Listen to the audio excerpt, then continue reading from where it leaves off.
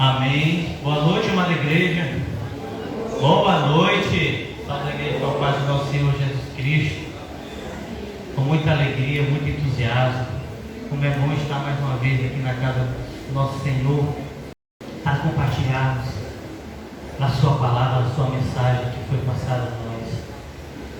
Acho que a maioria do nosso membro deve saber que esse mês é o mês da Reforma Protestante. A reforma iniciada pelo Martinho Lutero, 505 anos da reforma, uma data importante,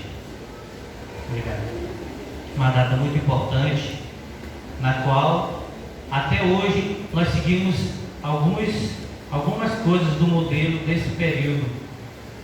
Em 1517, dia 31 de outubro de 1517, Martinho Lutero pregou nas portas da igreja de Westminster às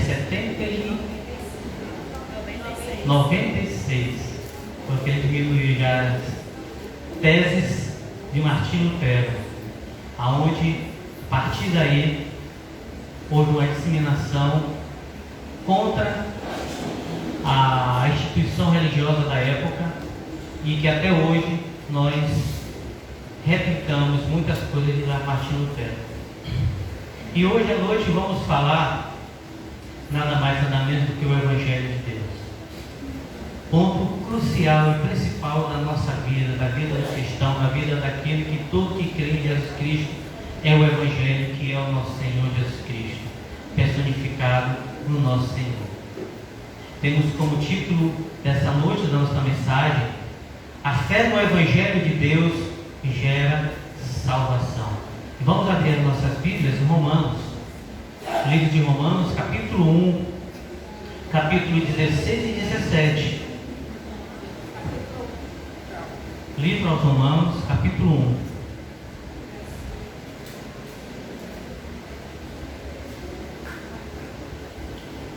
1. A carta de Paulo à igreja de Roma, primeiro capítulo, a partir do verso 16 e o verso 17. Podemos fazer a leitura da palavra de Deus. Não me envergonho do Evangelho, porque é o poder de Deus para a salvação de todo aquele que crê, primeiro do judeu, depois do grego. Porque no Evangelho é revelada a justiça de Deus, uma justiça que do princípio ao fim é pela fé, como está escrito: o justo viverá pela fé. Amém? Que o Senhor aplique a sua palavra em nossos corações. Foi justamente nesse versículo aqui, 17, o justo viverá pela fé, que Martinho Lutero entendeu de como se deve viver o Evangelho. Foi a partir desse versículo aqui: o justo viverá pela fé. Martinho Lutero era um monge angustiado na sua alma, porque queria ter intimidade com Deus, queria ter aquela aproximação com Deus, mas não se sentia que era capaz, não sentia que estava fazendo o suficiente. Ele fazia muitas coisas com o intuito de querer se aproximar de Deus. Fazia muitas obras de caridade. Ele até se autoflagelava, mas não se sentia próximo de Deus. E quando ele leu o versículo 17, porque no Evangelho é revelada a justiça de Deus, uma justiça que do princípio ao fim é pela fé, como está escrito: o justo viverá pela fé. E ele entendeu: não é por obras, não é por nada que eu faça, é pela fé. E hoje nós vamos entender o que significa essa justiça de Deus, essa fé que temos que ter nesse Evangelho, e nesse Evangelho que é o poder de Deus para a salvação de todo aquele que crê. E que fé é essa? Que Evangelho é esse que gera salvação? O Evangelho de Deus tem poder de salvação e é motivo de orgulho para todos nós. Paulo começa esse versículo dizendo: não me envergonho do Evangelho.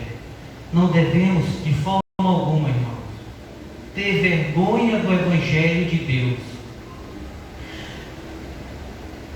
Nas igrejas evangélicas, qualquer igreja cristã, existem 3 tipos de pessoas.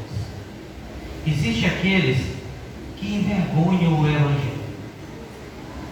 Existem aqueles que andam de forma tortuosa, dizendo que é cristão, dizendo que é seguidor de Cristo, dizendo que ama a Jesus Cristo, mas as suas atitudes, a sua postura envergonham o Evangelho. Não espelham, não conseguem espelhar Cristo em sua vida. Não ajuda outros a chegar a Cristo. Muito pelo contrário, se interpõe entre essa pessoa e Cristo. Atrapalha. Existe uma segunda classe de pessoas nas igrejas de Cristo, que são aqueles que têm vergonha do Evangelho. Os que têm vergonha do Evangelho são aqueles que são agentes secretos. Ninguém sabe que ele é crente. Ninguém sabe que ele realmente ama a Deus. Não escuta uma palavra que sai da boca dele que seja da palavra de Deus. Ele não escandaliza, mas também ele não demonstra o Evangelho na sua vida, no seu viver. É oculto, é velado, se tornando um cristão omisso e covarde. Mas há uma terceira classificação também de pessoas, que são os que não se envergonham do Evangelho. Foi nessa classificação, nesse grupo que Paulo se coloca. Mas vindo da boca de Paulo, essa expressão, eu não me envergonho do Evangelho, tem um significado muito importante, porque primeiro, Paulo foi aquele que era pedra de tropeço para os cristãos. Ele foi o primeiro a perseguir os cristãos. Paulo era aquele que ia nos lugares onde tinha algumas reuniões de cristãos, e ele pegava, lançava no cárcere, mandava chicotear. Mas um dia, no caminho de Damasco, da cidade de Damasco, teve um encontro com Jesus Cristo. E agora ele passou a não ser pedra de tropeço, a não ser um escândalo para a igreja. Não escândalo que ele fazia parte, mas que queria destruir a igreja. Mas agora ele passou a ser um homem convertido a Jesus Cristo por causa desse encontro com Cristo. Mas ele ficou receoso em falar que era cristão. O próprio Paulo ficou constrangido muitas das vezes em falar, e às vezes com medo, porque as pessoas não acreditavam. Ele ficou receoso. Mas com o passar do tempo ele foi amadurecendo em sua caminhada cristã. Ele foi se chegando aos apóstolos, foi conhecendo mais a Deus, até chegar ao ponto de dizer: eu não me envergonho do Evangelho. Em que grupo você se encontra hoje? Do grupo que escandalizam, que envergonham o Evangelho? Do grupo que tem vergonha do Evangelho, é agente secreto? Ou é do grupo que eu não me envergonho do Evangelho? Mas Paulo, um grande erudito da época, Paulo foi o que escreveu a maior parte do Novo Testamento. Que motivos Paulo teria para se envergonhar do Evangelho? Muitos motivos. Paulo, o Evangelho está diretamente ligado a um homem que nasceu numa manjedoura, num estábulo, passou a sua vida sendo pobre, foi julgado, rejeitado, morto numa cruz. Isso para um judeu era escandaloso, era motivo de vergonha. Para os romanos mais ainda, porque os romanos crucificavam considerado para eles a pior espécie de pessoa era crucificado, bandido. Para um judeu e para o romano, essas coisas eram motivo de vergonha. Nessa época, os que faziam parte da igreja de Cristo não era o pessoal da elite. Isso também podia ser para Paulo motivo de vergonha, porque Paulo era da elite, Paulo era alguém que tinha condições. Isso poderia ser o motivo de ele ser envergonhado do Evangelho. Não era a alta sociedade. Quem fazia parte naquela época da igreja cristã eram os escravos, eram as pessoas rejeitadas. Paulo poderia ser envergonhado do Evangelho por causa das aflições que ele passou.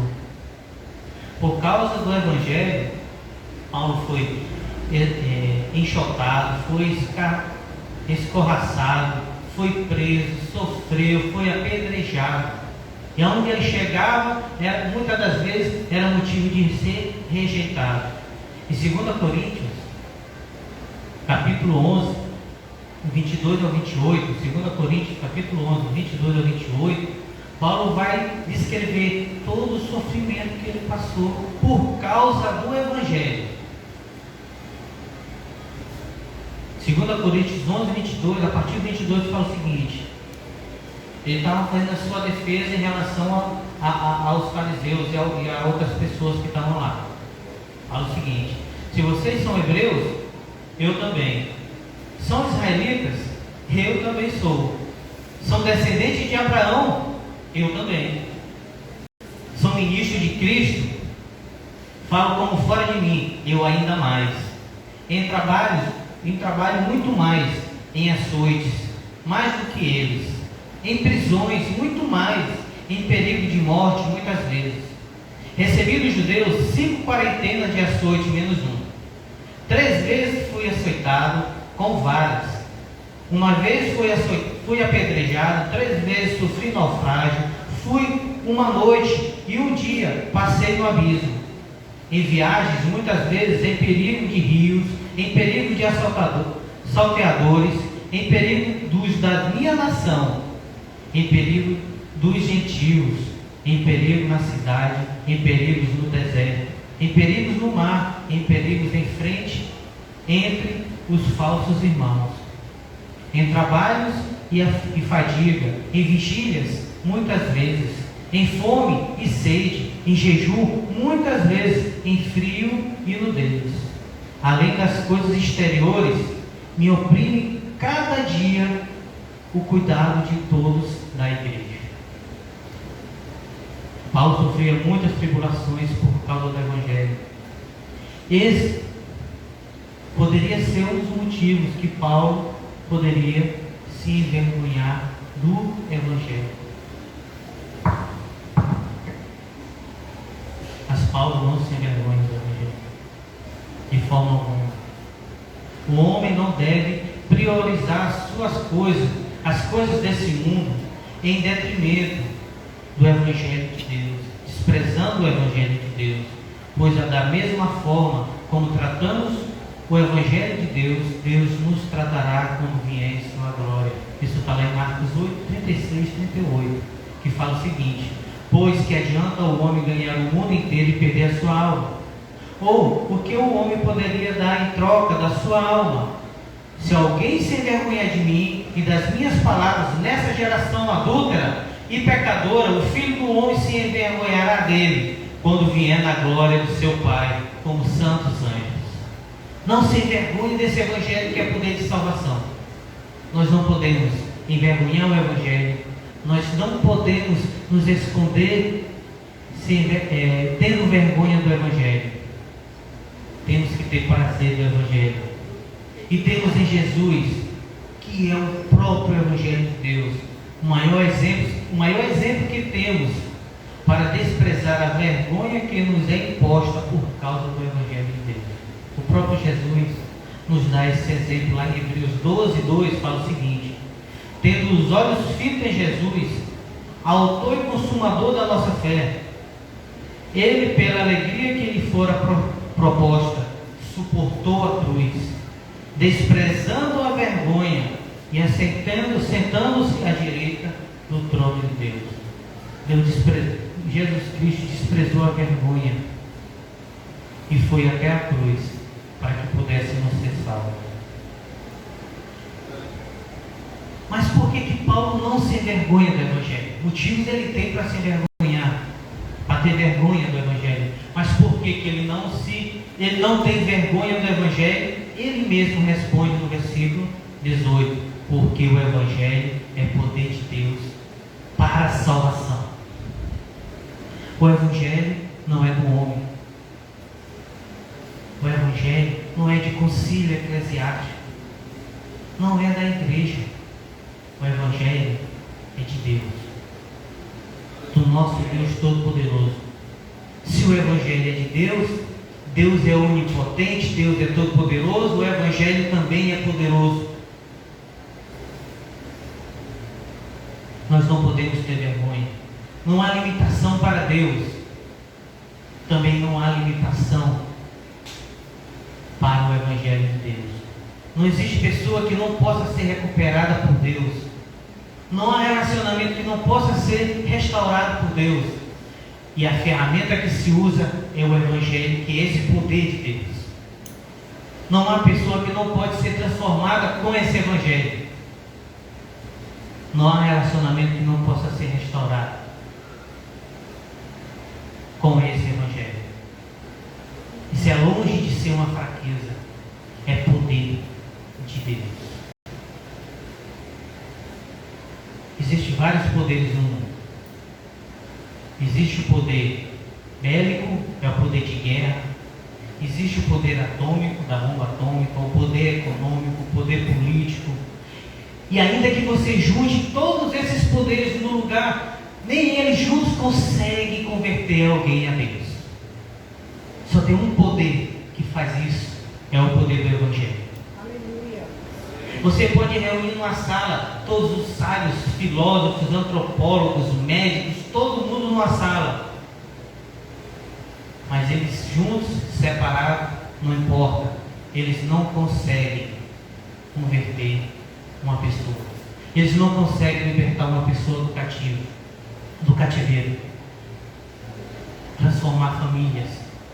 Transformar a alma de um ser humano. Esse poder é único e exclusivo do Evangelho de Deus. Por isso Paulo não se envergonha do Evangelho. Ele se orgulha de ser ministro desse Evangelho. Ele estava disposto a falar aos judeus, aos romanos e aos gregos.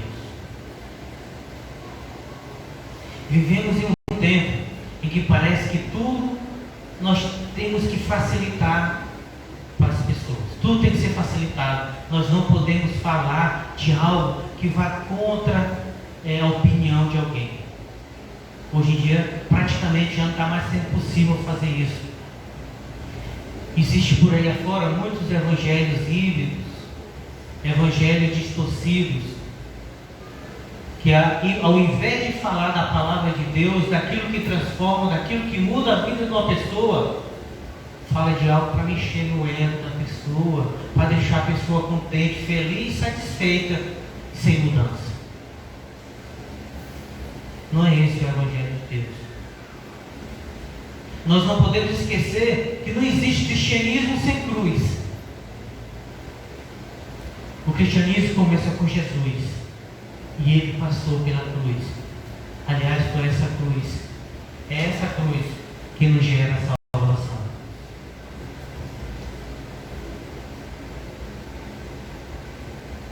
Nós não podemos ter vergonha do Evangelho.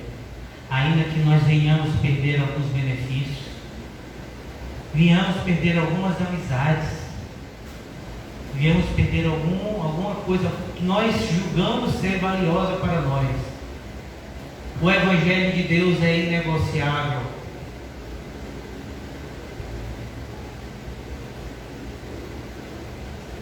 Eu me orgulho, Paulo fala que se orgulha do Evangelho porque é de poder de Deus para a salvação do homem. Mas não é para todo homem. O Evangelho é poder de Deus para a salvação de todo aquele que crê. É só para quem crê. E temos aqui uma limitação, não que essa limitação seja do Evangelho. O Evangelho é poderoso, o Evangelho é do poder de Deus. A limitação está no quem crê ou em quem não crê. O Evangelho não salva o incrédulo. O Evangelho não salva o ateu.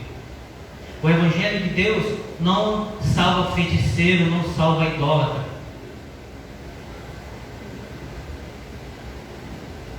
O Evangelho de Deus salva aquele que crê em Jesus Cristo como seu Senhor e Salvador, que crê na sua obra lá no Calvário e aceita isso para a sua vida. Não é para todo mundo, é só para aquele que crê. A fé no Evangelho de Deus significa acreditar que a salvação está em Jesus Cristo, em mais ninguém e em mais nada, apenas em Jesus Cristo.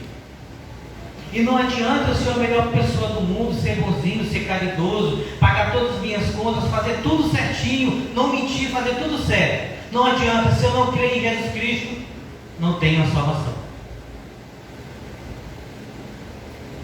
Não sou salvo. Esse é o Evangelho de Deus. Creia em Jesus Cristo. E se você é um crente de verdade, um crente genuíno, você não pode guardar essa mensagem com você. Você não pode guardar isso em exclusividade e não compartilhar para que outros também experimentem essa mesma salvação que você experimentou. Fale, mostre, tenha postura, declare a palavra de Deus, viva a palavra de Deus, para que outros enxerguem em você esse Cristo que salva. Através do Evangelho de Deus somos salvos para a vida eterna, e um dia ressuscitaremos da mesma forma que Jesus ressuscitou e nos apresentaremos a Ele em glória. 1 Coríntios 15 vem falando: irmãos, quero lembrar-lhes o Evangelho que lhes preguei, o qual vocês receberam e no qual estão firmes. Por meio deste Evangelho, vocês são salvos, desde que se apeguem firmemente à palavra que lhes preguei. Caso contrário, vocês têm crido em vão. Pois o que primeiramente lhes transmiti foi o que recebi, que Cristo morreu pelos nossos pecados, segundo as Escrituras, foi sepultado e ressuscitou ao terceiro dia, segundo as Escrituras, e apareceu a Pedro e aos 12. Da mesma forma que Cristo ressuscitou, se crermos nele, nós também ressuscitaremos e nos apresentaremos diante de Deus. E ele dirá: servo bom e fiel, venha para a destra do Pai. Mas só é possível para aquele que crê. O próprio Jesus foi o maior exemplo do poder do Evangelho, porque ele mesmo ressuscitou dentre os mortos, foi glorificado e hoje está à destra do Pai.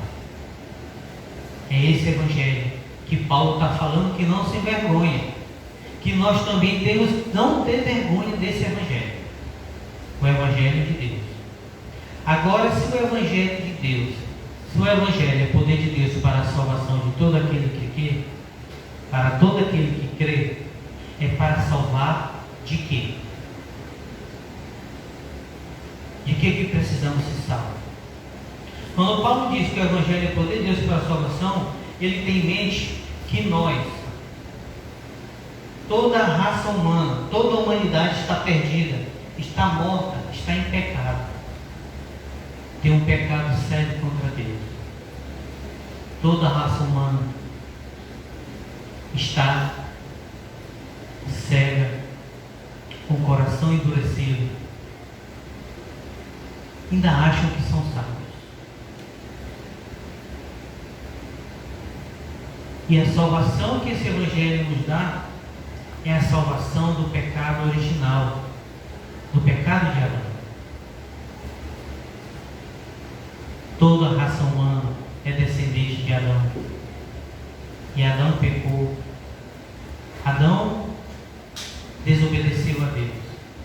E ele, como a matriz principal de toda a raça humana, herdou esse pecado original de Adão.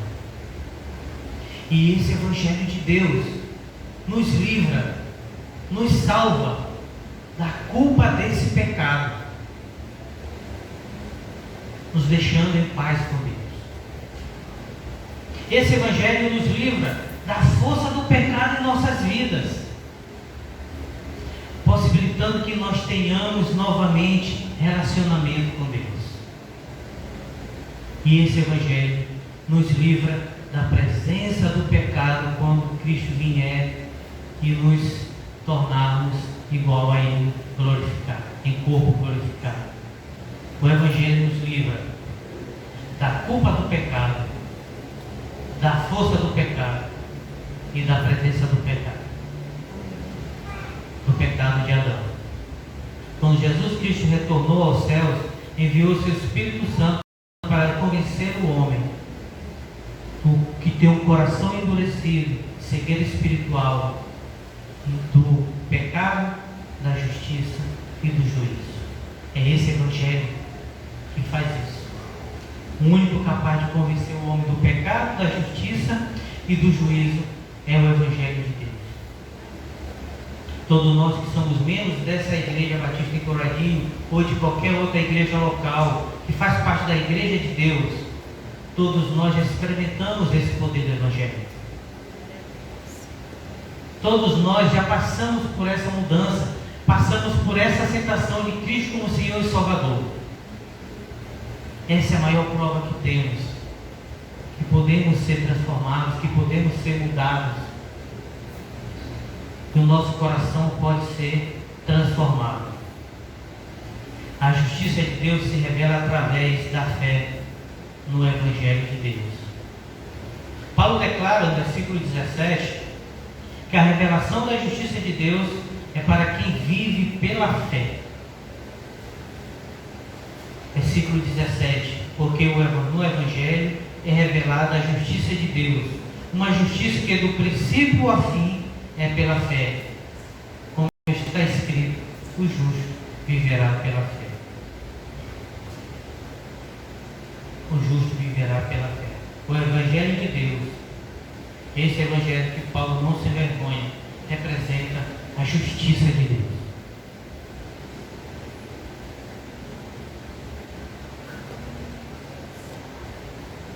E nesse versículo Paulo vem mostrar a eficácia desse Evangelho nas nossas vidas.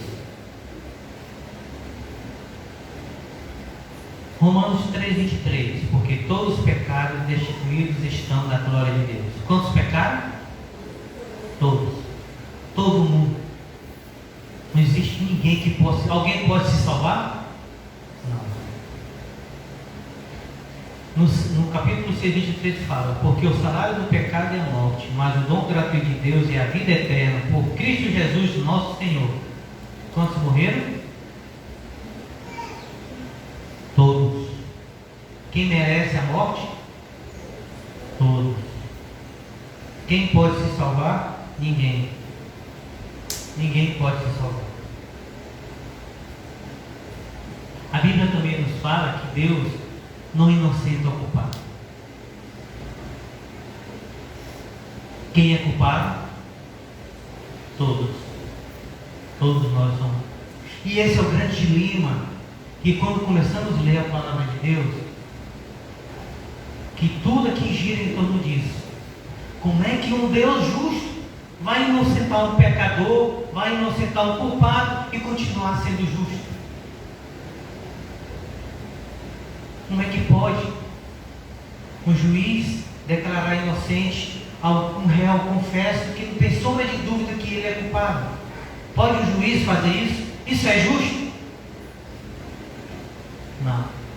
Se um juiz fizer isso, ele vai ser chamado de juiz injusto, juiz corrupto.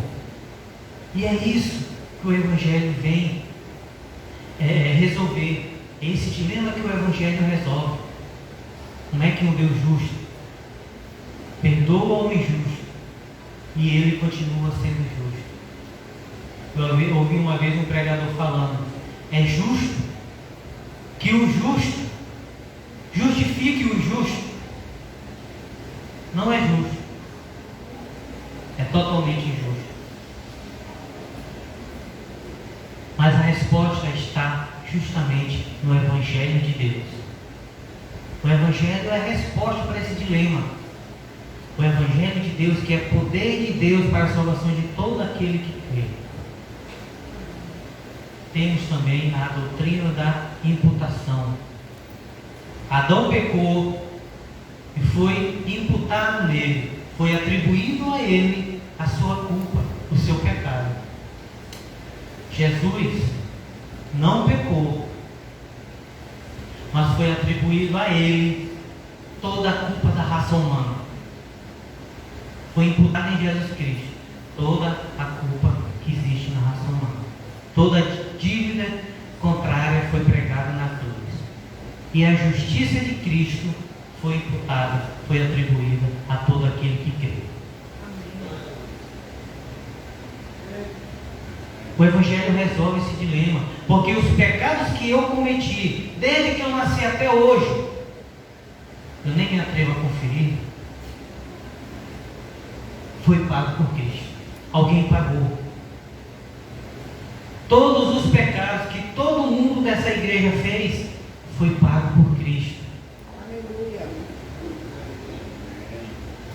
Ele vai perdoar, porque a dívida foi paga. Você não pode pagar 2 vezes uma mesma dívida. Esse é o Evangelho de Deus. Esse é o Evangelho de Jesus Cristo, que foi morto na cruz, no Calvário, para que possamos ter relacionamento com Deus, para que possamos ter intimidade com Ele, nos achegarmos a Ele. A culpa de Adão foi colocada em nós.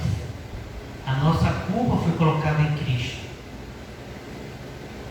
A justiça de Cristo está disponível para cada um de nós. A justificação não é apenas um processo. A justificação é um ato. É uma vez única que acontece em nossas vidas. Quando você aceita Cristo como teu Senhor e Salvador, crê nele, na obra redentora dele, você é justificado. Não é um processo. A santificação é um processo. Mas o ato de justificação é alguém que se converteu ontem, alguém que se converteu hoje, está justificado tão quanto alguém que se converteu há 50 anos atrás. É um ato. E é no dia da conversão que isso acontece. A justiça de Jesus Cristo está aplicada a todo aquele que o recebe como Senhor e Salvador em suas vidas. E a sua maravilhosa graça é derramada de forma abundante. A justiça de Deus se obtém unicamente pela fé. O justo viverá pela fé. E como é que eu faço para receber essa justiça? Pela fé. Essa é a resposta que Paulo dá. É pela fé. Justiça é um atributo de Deus, é uma de suas características. Ser justo é uma qualidade fundamental da natureza de Deus. A justiça de Deus se manifesta através de Jesus Cristo e é expressa nas suas ações e no cumprimento de suas exigências. Tudo que Deus exige para perdão de pecado foi feita na pessoa de Jesus Cristo. Tudo. E essa fé só pode ser obtida através da fé. Uma justiça que do princípio ao fim é pela fé. E como está escrito, o justo viverá pela fé. E essa própria fé, essa fé também é o dom de Deus. Tudo vem de Deus. A salvação, a fé, tudo vem de Deus. O justo viverá pela fé. E essa frase, o justo viverá pela fé, é do Antigo Testamento, está lá em Abacuque 2,4. Eis o soberbo, sua alma não é reta nela, mas o justo viverá pela sua fé. No Salmo 119, 142 fala: a tua justiça, Senhor, ela é eterna, e a tua lei é a verdade. Temos que acreditar que a lei do Senhor é a verdade. Salmo 32: como é feliz aquele que tem as suas transgressões perdoadas e os seus pecados apagados. Como é feliz aquele a quem o Senhor não atribui culpa e a quem não há nele hipocrisia. A justiça de Deus caminha de mãos dadas com a sua misericórdia. Misericórdia é essa que vem do próprio Deus misericordioso. Misericórdia é eu não atribuir a alguém aquilo que ele merece. O que é que todo mundo merece? Qual é o salário do pecado? A morte. Ele não atribui a morte. Ele te dá a opção de vida eterna. Esse é o Evangelho de Deus. O apóstolo Paulo, apesar de toda a perseguição que ele teve, de todas as injustiças, calúnias, difamação que sofreu, não se envergonha do Evangelho de Deus.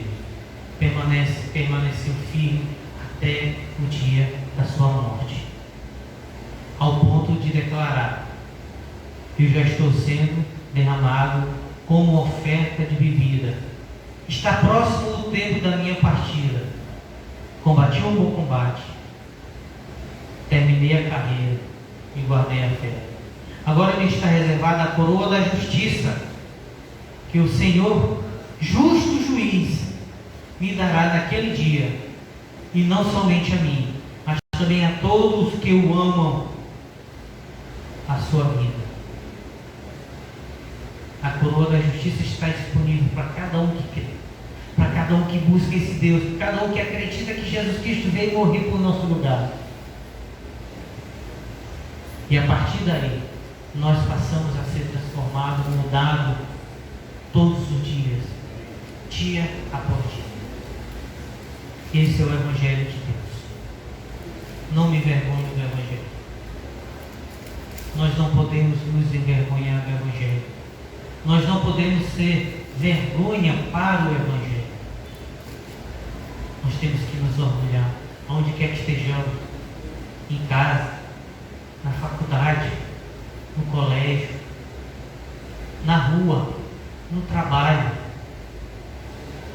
Não posso me envergonhar do Evangelho, porque isso mudou a minha vida aqui neste mundo. Não posso me envergonhar do Evangelho, porque vai me possibilitar eu ter uma vida eterna. Não tem motivo para eu me envergonhar do Evangelho. Ainda que muitos desdenhem, ainda que muitos tentam me humilhar, ainda que muitos reprovem, mas eu não me envergonho do Evangelho, porque é poder de Deus para a salvação de todo aquele que crê. Concluindo, a fé no Evangelho de Deus gera salvação. O Evangelho de Deus tem poder de salvação e de orgulho.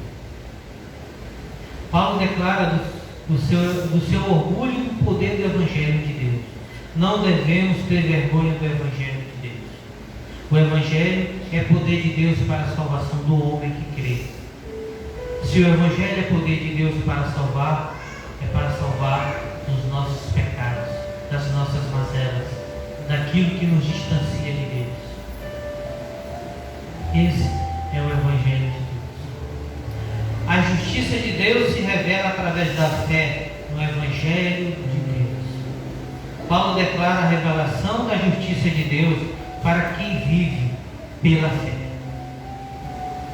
Paulo declara a revelação da justiça de Deus para quem vive pela fé.